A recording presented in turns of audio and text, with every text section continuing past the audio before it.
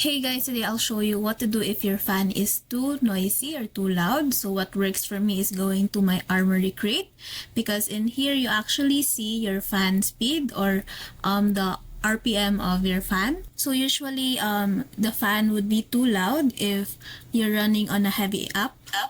So what you need to do is go to your operating mods down below.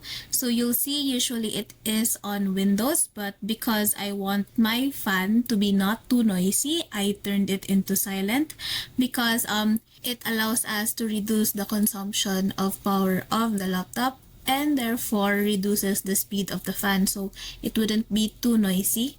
So that's it. That's what works for me.